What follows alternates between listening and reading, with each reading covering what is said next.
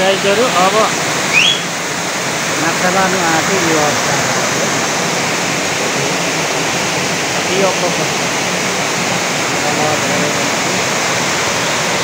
पोखरी छ त्यसो गर्दै हामी ताना तान मात्रै जाँदैछौँ।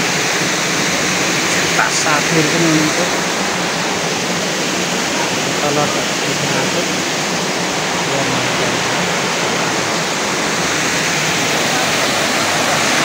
यसो गर्दै अब एकजना साथी चढ्नुभयो उहाँले खाना पान गर्दै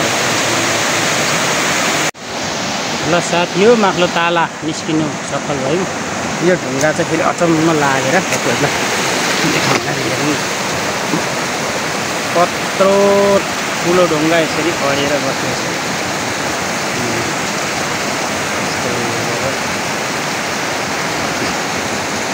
आसपास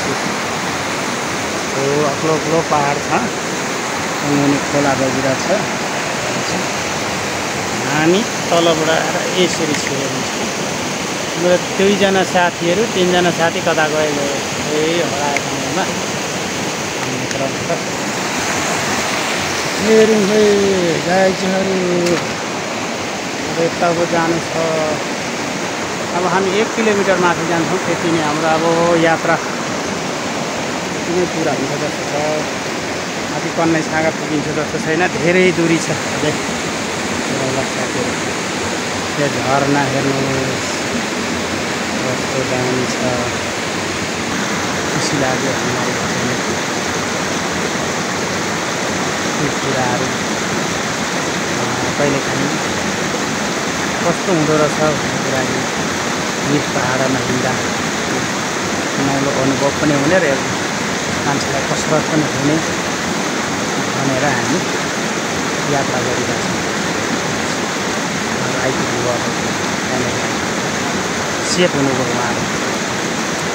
ल हामी सबैलाई धन्यवाद। यो भिड काट्न आँखाबाट भर्न सक्यो है, यहाँ सिधा आउन नसकेर।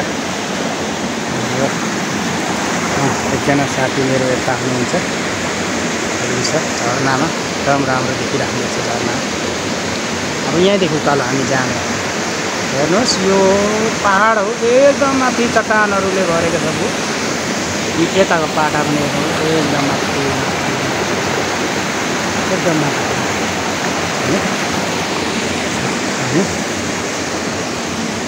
साथी।